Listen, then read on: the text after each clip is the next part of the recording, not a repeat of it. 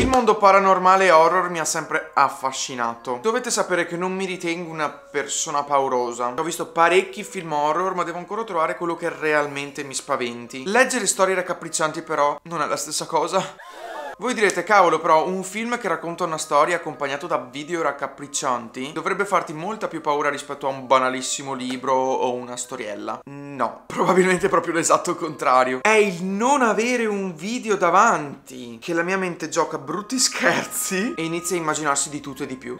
Leggendo libri o storie horror mi chiedo sempre che cosa avrei fatto io se fossi stato il protagonista di quel libro o la persona a cui è successa quella determinata cosa. Più che pauroso, sono molto suscettibile. Ho trovato su internet una discussione molto interessante di persone che postano foto raccapriccianti scattate da loro raccontando la storia che si cela dietro quella foto. Che ne dite di ascoltarne un paio insieme?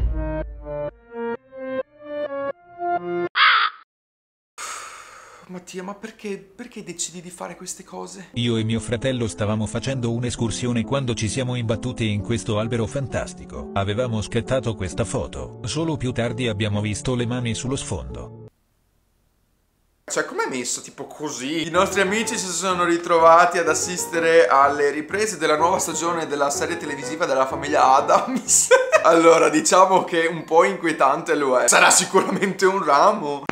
Scattai una foto sfocata dei miei due amici mentre ballavano a una festa di Halloween. Oh, classico, durante le feste deve sempre succedere qualcosa di criptico. La mattina dopo hai ancora i postumi degli 80 drink che hai bevuto la sera prima. ho trovato questo dettaglio raccapricciante nella foto. Nessuna persona alla festa sapeva che fosse quello lì. Nessuno stava nemmeno fuori al giardino. Probabilmente è uno che si è imbucato, voleva imbucarsi alla festa. Cercava solo il momento giusto per rubare quel bicchiere rosso. Comunque deve essere stata una festa molto molto divertente, perché vedo queste due ragazze che si stanno divertendo da mazzi, da mazzi.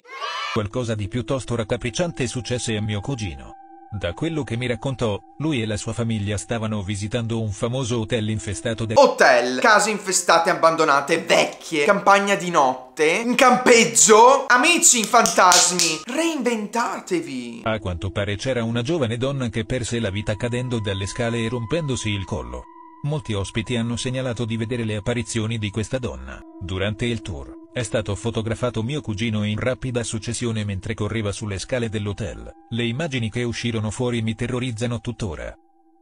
Mamma mia che paura, raga! C'è un sacchetto fuori che si è mosso con il vento, vi giuro ho preso paura.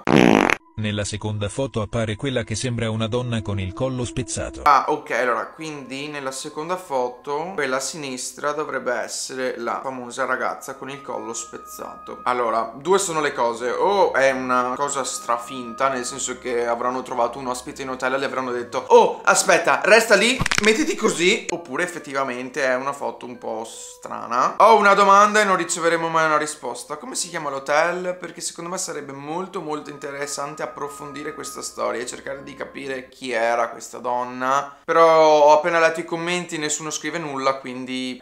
L'amica di mia sorella faceva la dog sitter per una famiglia fuori città. Andava a casa loro 1 o 2 volte al giorno per portare i cani a spasso, dargli da mangiare, giocare, eccetera. Un giorno, i padroni le chiesero di mandare un video dei cani solo per tranquillizzarli. Così arrivò lì, prese la telecamera e iniziò a girare un video La telecamera? Il telefono, dai, avrà preso il telefono. mentre chiamava i cani subito dopo entrata in casa. Ecco il video.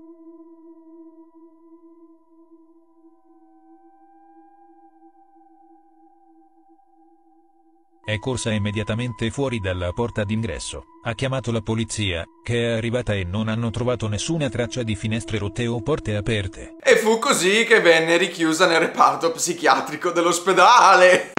Allora, devo dire che questo è ancora più inquietante della storia di prima. Potrebbe anche essere un videomontaggio. Cioè, vi giuro, raga, ste cose sono inquietanti. Io spero non mi capiti mai una cosa del genere. Apprezzate il mio impegno nell'aver registrato questo video a casa da solo. Però è giorno, non è notte. Grazie per essere stati qui con me, per aver visto questo video. Se sei curioso, fatti un giro sul mio canale e potremo fare un secondo episodio. Che dite? Noi ci vediamo al prossimo video e... buonanotte!